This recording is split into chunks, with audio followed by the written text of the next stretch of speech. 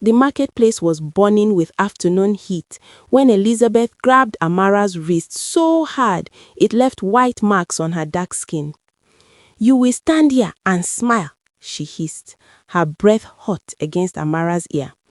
"That merchant is coming to inspect you in an hour. Do not embarrass me." Amara's heart pounded in her chest. She had heard the whispers, caught fragments of conversations between her stepmother and strange men who visited their compound at night. But standing here now, in the middle of the crowded market, with people haggling over yams and dried fish, the reality crashed over her like a bucket of cold water. Elizabeth was going to sell her. Actually sell her, like she was nothing more than a goat or a bag of rice. "Mama Elizabeth, please," Amara begged, using the title she had been forced to adopt years ago. "I will work harder. I will do anything. Please, don't do this." Elizabeth's laugh was sharp and cruel. "Mama, I am not your mama. Your mother died and left you as a burden to this family. At least now you will finally be useful. That merchant is paying good money for a young, healthy girl like you." Tears streamed down Amara's face, but she kept her head down. She had learned long ago that crying only made Elizabeth angrier. Her mind raced back to happier times, to when her real mother was still alive, singing while she braided Amara's thick, curly hair. She remembered her father's booming laugh, the way he would lift her onto his shoulders and parade around their small compound, calling her his little princess. But that was before her mother's prolonged illness that left their family broken, before her father remarried, bringing Elizabeth and her daughter Oma into their lives, and long before the terrible day when her father fell from the palm tree, her neck breaking on impact, leaving 12-year-old Amara completely at the mercy of a woman who saw her as nothing but a means to an end. "The inheritance your father left should have been mine entirely," Elizabeth spat, adjusting the colorful wrapper around her wide hips. "But once you are gone, no one will ask questions. That money will finally be mine." Amara wanted to scream, to run, but where would she go? In their village, a girl without family was vulnerable. Elizabeth had isolated her carefully over the years, spreading rumors that Amara was difficult and ungrateful, turning neighbors away with lies.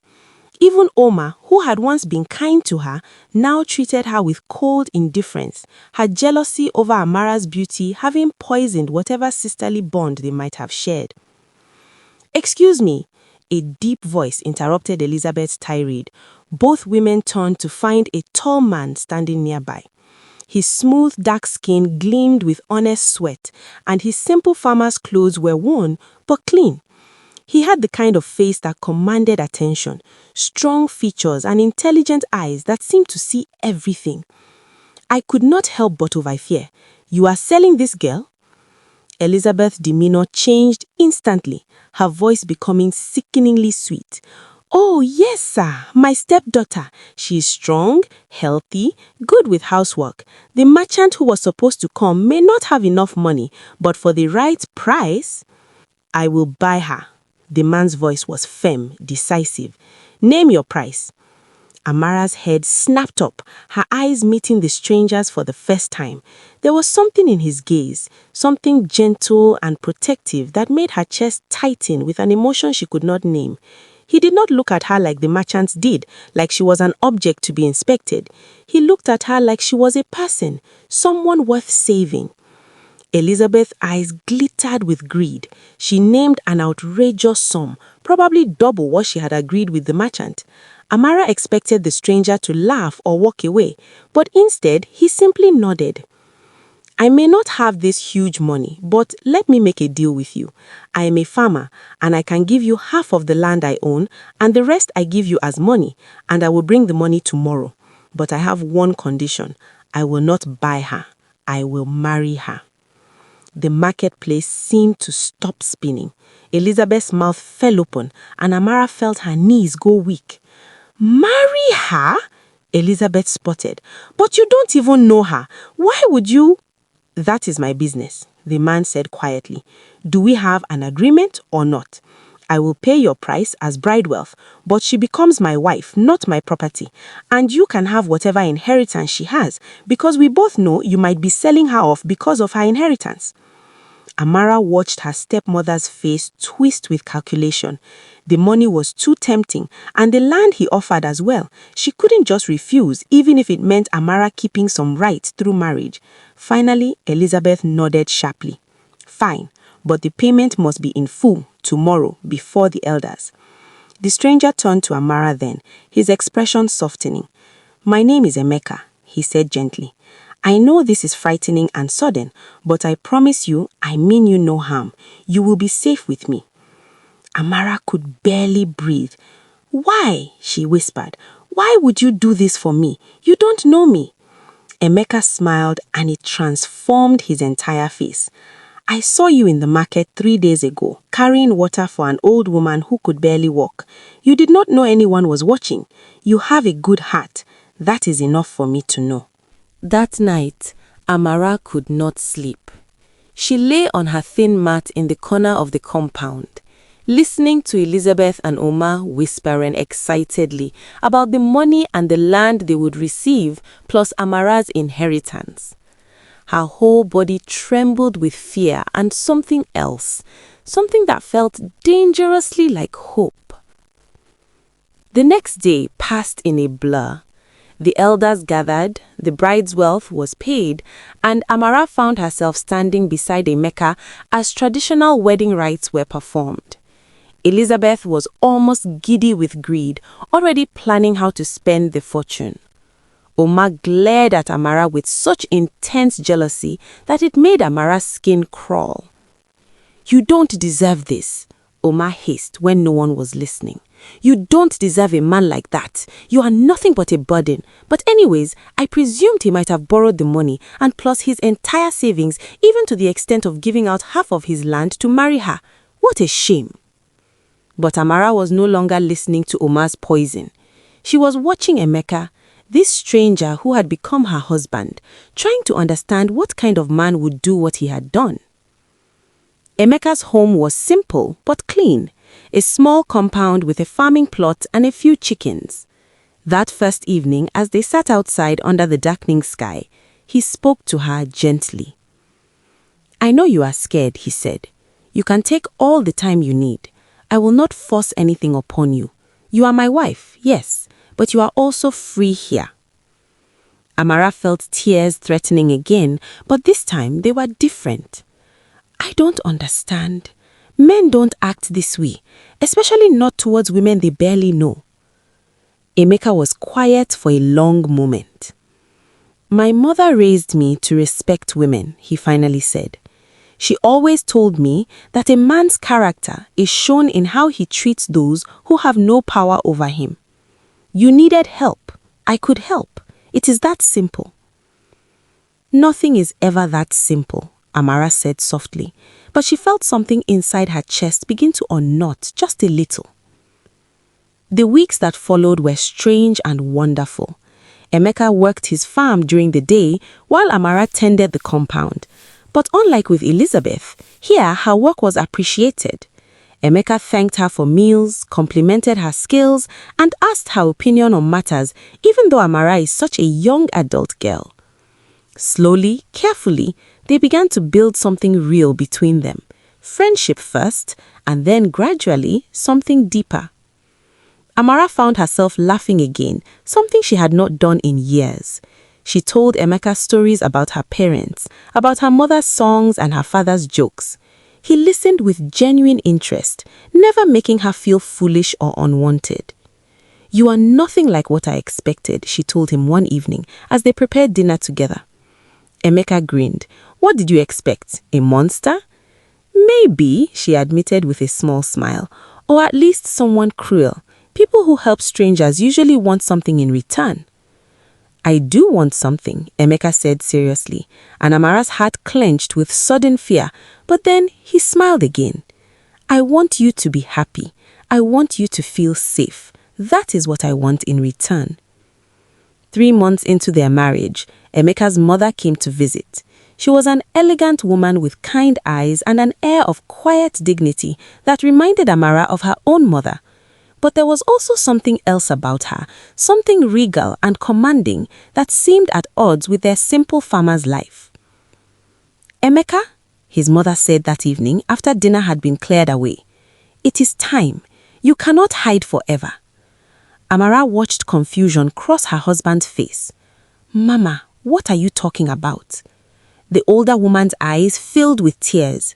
"Your father, the king, has been searching for us for 18 years, since the coup that forced us to flee when you were just a baby. He never stopped looking, my son, and now he has found us. He found me." The world seemed to tilt sideways. Amara gripped the edge of the table, her mind reeling. "King? Coup? What was happening?" "I don't understand," Emeka said, his voice hoarse. "You told me my father died. You said we had to hide because your uncle and his men who tried to overthrow your father wanted you dead. I escaped with you that night. A maiden in the palace helped me escape that night, and she ended up dead because of me," his mother said firmly. "All I did was to protect you. You are Crown Prince Emeka, son of King Kwame. I hid you to save your life, but the traitors have been defeated now, your uncle. Your father has reclaimed his throne and he wants his son home." Amara could not breathe. She stared at Emeka, this man she had married, this humble farmer who had saved her from a terrible fate. A prince. He was a prince. Emeka looked at her, his eyes wide with shock and something that looked like fear. "Amara, I did not know. I swear to you, I did not know." "I know," she whispered, because somehow she did. His surprise was too genuine to be fake.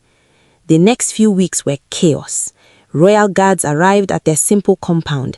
Emeka's identity was confirmed through birthmarks and royal seals his mother had kept hidden. Preparations were made for their journey to the capital, to the palace where King Kwame waited, to reunite with his lost son. Amara was terrified. She was just a village girl, the unwanted stepdaughter who had been sold like livestock. What place did she have in a palace beside a prince? But Emeka held her hand tightly as they traveled. He said, "You are my wife. Nothing changes that. Not a crown, not a throne, nothing." The palace was more magnificent than anything Amara had ever imagined. And King Kwame, when he embraced his son with tears streaming down his weathered face, was both fierce and gentle all at once. "My boy," the king sobbed, "my son, I thought I had lost you forever." Within days, the official announcement was made. Prince Emeka had returned. The king now has an heir to the throne. The kingdom erupted in celebration, and Amara found herself thrust into a world of silk and gold, of servants and protocols she did not understand. That was when Elizabeth and Oma appeared.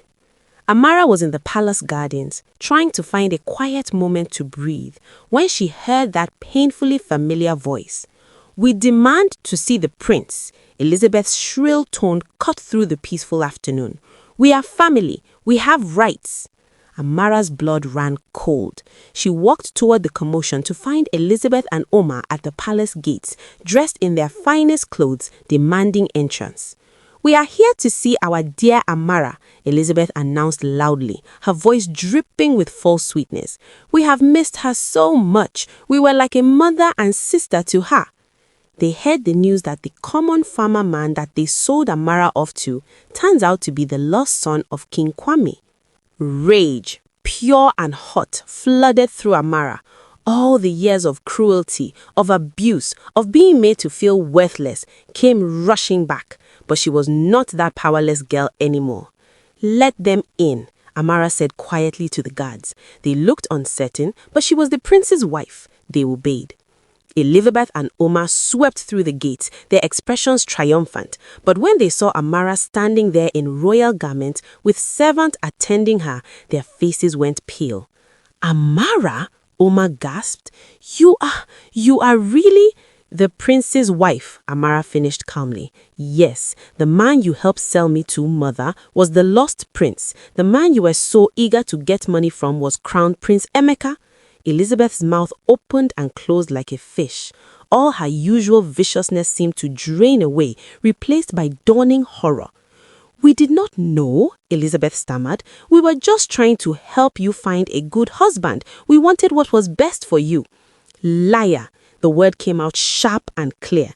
Amara had never spoken to Elizabeth this way before. You wanted my inheritance. You wanted me gone so you could steal what my father left for me. You did not care if I was sold to a cruel man or a kind one. You did not care at all. Tears streamed down Amara's face, but her voice remained steady. You made me feel worthless. You made me believe I was a burden, that I deserved nothing but suffering, but you were wrong. Emeka appeared then, his presence commanding. He took in the scene with sharp eyes, then moved to stand beside Amara, his hand finding hers. These are the women who sold you? He asked quietly. Amara nodded, unable to speak through her tears. Emeka looked at Elizabeth and Oma with cold fury. You will leave this palace now. You will return every coin of Amara's inheritance that you stole. And if you ever attempt to contact my wife again, you will face the full weight of royal justice. Do you understand? Elizabeth fell to her knees, begging and pleading, but it was too late. The guards escorted her and Oma away, their cries of protest fading into the distance. When they were gone, Amara collapsed against Emeka, sobbing. They cannot hurt you anymore, he murmured into her hair. You are safe now, you are home. Months passed, and Amara grew into her role, finding strength she never knew she possessed. She established programs to help orphans and vulnerable children, ensuring no child would suffer as she had. She became beloved throughout the kingdom for her kindness and wisdom. She never resented them for what they did to her, because all that was the plan set out by her stepmother, so that the people will hate her. Standing on the palace balcony one evening, watching the sunset paint the sky in shades of gold and purple, Amara felt Emeka's arms wrap around her waist. Happy? He asked softly. She leaned back against him, feeling the steady beat of his heart. Yes, she said, and meant it. I never thought I could be this happy. You deserve it, Emeka said firmly. You always did, even when the world tried to convince you otherwise. Amara turned in his arms, looking up at the man who had saved her, who had seen worth in her when no one else did. Thank you, she whispered, for seeing me, for choosing me. Emeka smiled, that same smile that had given her hope in the marketplace so long ago. I will always choose you, he promised. My wife, my partner, my princess. And there, in the palace that had once seemed impossible, in the arms of a prince who had been a humble farmer, Amara finally understood that her worth had never been determined by those who tried to diminish her.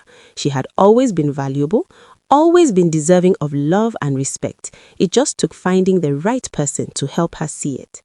The girl who had been sold for money had become a princess. But more importantly, she had become herself again, whole and strong and free. And that was worth more than all the gold in the kingdom. Dear viewers, what do you think about this story? I would love to hear your thoughts in the comments below.